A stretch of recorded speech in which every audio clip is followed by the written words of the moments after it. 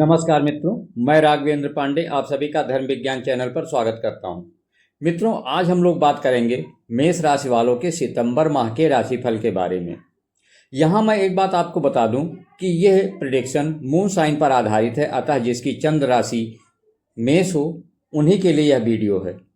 मेष राशि के जातकों पर इस समय शनि की 7.5 का प्रथम चरण चल रहा है, जिसके प्रभाव में उनकी इस समय स्थिति काफ़ी कुछ ठीक नहीं है। इसलिए यह जो प्रेडिक्शन है, यह अगर सच्चाई आप जानना चाहते हैं, सही में आप भविष्य का मार्गदर्शन लेना चाहते हैं तो आपके लिए है। लेकिन यहाँ मैं आपको बता दूं कि जो वीडियो के अंत में सावधानियां और उपाय बताए गए हैं, अगर आप उन्हें अपना लेते हैं तो अपनी परिस्थितियों को अपने हाथ में ले सकते हैं। आप इस समय आपको अपनी परिस्थितियां संवारना, अपना वक्त संवारना आपके हाथ में है, अगर इस वीडियो के अंत में बताए गए सावधानियों और उपाय का अनुसरण करते हैं।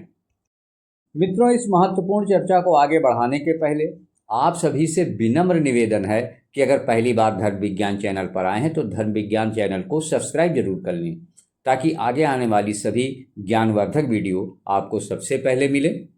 और अगर वीडियो पसंद आए तो उसे लाइक एवं शेयर भी अवश्य करें। तो आइए मित्रों, बगैर देर किए अब इस महत्वपूर्ण चर्चा को आगे बढ़ाते हैं।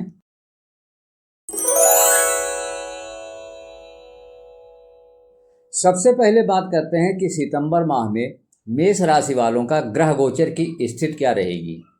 मेष राशि के स्वामी मंगलदेव 18 सितंबर 2026 तक आपके तीसरे भाव में रहेंगे। उसके बाद चतुर्थ भाव में चले जाएंगे। राहु आपके 11वें भाव में रहेंगे तथा केतु 5वें भाव में रहेंगे। शनि आपके 12वें भाव में रहेंगे, जिसके परिणाम स्वरूप आपके ऊपर 7.5 का प्रथम चरण चल रहा है। बृहस्पति आपके चंद्र राशि से चौथे भाव में रहेंगे। 7 सितंबर से 22 सितंबर तक बुध आपके छठे घर में फिर 7वें घर में चले जाएंगे। सितंबर माह में इस ग्रह गोचर स्थिति की वजह से आपकी राशिफल कैसा रहेगा, अब आइए इस विषय पर विस्तार से चर्चा करते हैं।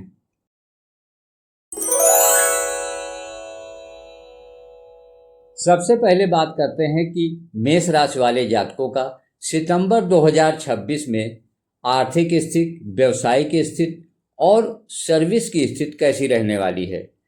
क्योंकि शनि इस समय आपके 12वें भाव में गोचर कर रहे हैं, जिससे 7.5 का प्रभाव आपके ऊपर असर करेगा और कार्यक्षेत्र में कारक शनिदेव, जो कार्यक्षेत्र है उसके कारक शनिदेव हैं। अतः इस समय कार्यक्षेत्र में आपको काफ़ी तनाव का सामना करना पड़ेगा तथा उच्चाधिकारियों का भी आपको सपोर्ट नहीं मिलेगा। इस समय आपको कड़ी मेहनत करनी पड़ेगी और मेहनत के अनुरूप परिणाम भी नहीं मिलेगा। करियर के क्षेत्र में बहुत सोच समझकर चलना पड़ेगा, अन्यथा नुकसान हो सकता है। साथ में काम करने वाले सहकर्मी भी आपके पक्ष में नहीं रहेंगे। केतु पंचम भाव में है, अतः पारिवारिक तनाव भी मिल सकता है, जिसकी वजह से आपके अंदर चिड़चिड़ापन आ सकता है। जो मेष राशि के जातक हैं, जो बिजनेस कर रहे हैं, उन्हें बिजनेस में तगड़ा कंपटीशन मिल सकता है।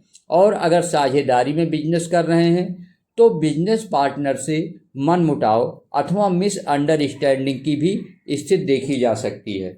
यहाँ पर मैं फिर एक बार आपको बता रहा हूँ, फिर से दोहरा रहा हूँ कि कृपा करके आप जो वीडियो के अंत में सावधानियाँ और उपाय बताए गए हैं उसे ज़रूर अपनाएं, और अगर उसे अपना लेते हैं तो सारी परिस्थितियाँ अनुकूल तो रहेंगी ही, आपके पक्ष में और आपके हाथ में रहेंगी। वरना राशिफल देखने से कोई फायदा नहीं है अगर आप उससे लाभ ना उठा पाए। ग्रह गोचर स्थिति के कारण इस समय आपका बिजनेस में निर्णय भी गलत हो सकते हैं, जिससे बिजनेस में नुकसान भी हो सकता है। अब जहां तक आर्थिक स्थिति की बात है तो बृहस्पति आपके चतुर्थ भाव में रहकर लाभ को कम कराएंगे, यानी इनकम जो है उसको थोड़ा सा कम होगी।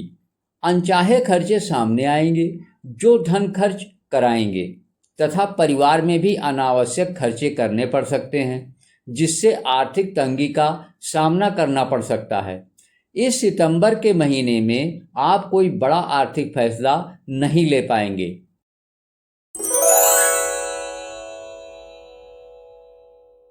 अब आइए बात करते हैं कि सितंबर माह में मेष राशि वाले जातकों का स्वास्थ्य कैसा रहेगा। अब जहां तक सितंबर माह में मेष राशि वाले जातकों के स्वास्थ्य की बात है, तो ग्रह गोचर स्थिति के अनुसार आपके राशि के स्वामी मंगल इस महीने आपके लिए अनुकूल नहीं है, जिसकी वजह से कुछ स्वास्थ्य संबंधी समस्याएं देखी जा सकती हैं। खासकर सर्दी जुखाम, गले की समस्या, आँखों की समस्या, आँखों में जलन की शिकायत हो सकती है। गले में दर्द और कंधे में दर्द की भी स्थिति बन सकती है। शरीर में कमजोरी महसूस हो सकती है या इम्यूनिटी की कमी देखी जा सकती है। इसके अतिरिक्त 12वें भाव के शनिदेव आपके घुटनों तथा पैरों में समस्या दे सकते हैं। वाहन चलाते समय इस समय बहुत सावधानी बरतने की जरूरत है।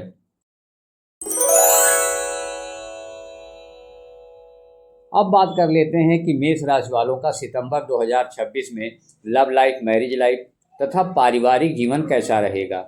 जहां तक मेष राशि वालों के प्रेम संबंध की बात है, ग्रह गोचर में बृहस्पति और शनि की स्थिति आपके लव लाइफ में काफ़ी नकारात्मक रूप से प्रभावित करने वाली है।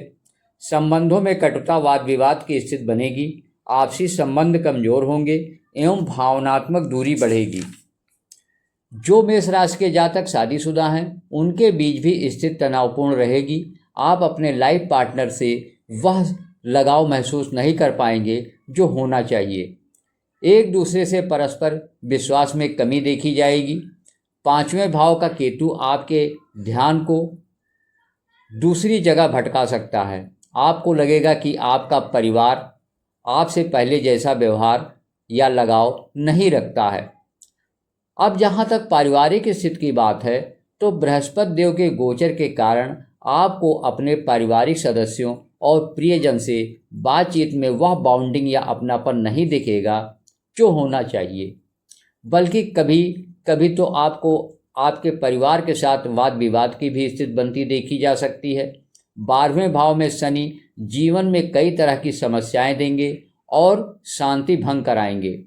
आप लाख प्रयास करेंगे कि परिवार में शांति बनी रहे, परंतु 5वें भाव में बैठे केतु आपके धैर्य को समाप्त करने का प्रयास करेंगे, जिससे आपको पारिवारिक संबंधों में काफ़ी निराशा हाथ लगेगी।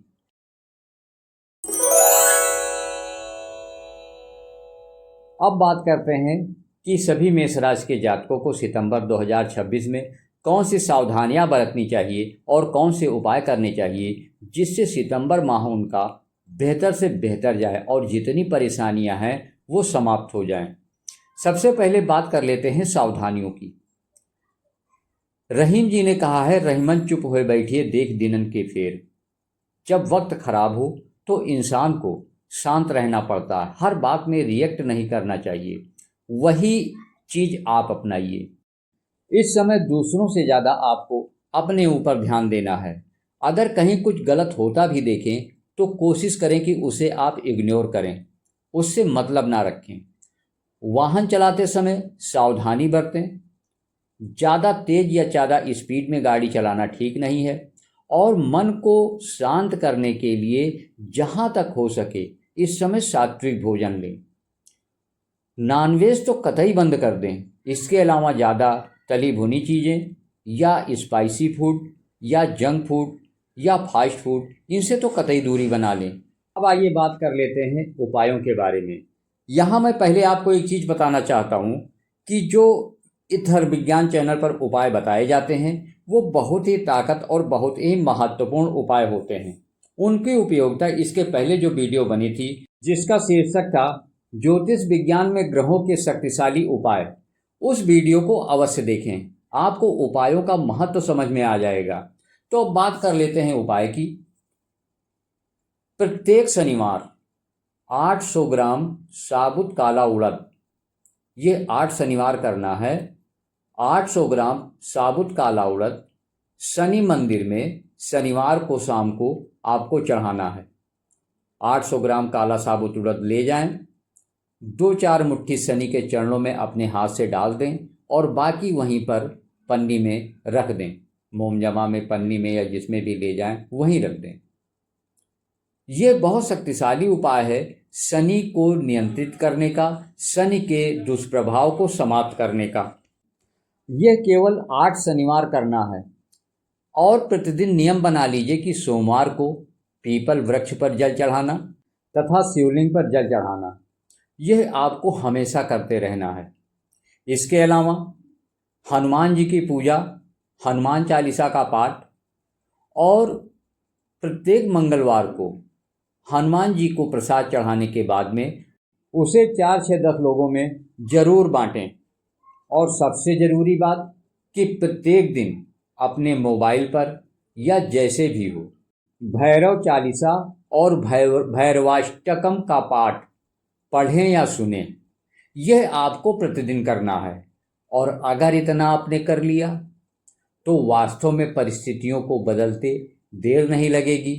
मैं ये नहीं कहता हूँ कि सारा सब कुछ ठीक हो जाएगा, लेकिन इस हिसाब से परिस्थितियाँ हो जाएंगी कि आप आराम से ये वक्त निकाल ले जाओगे।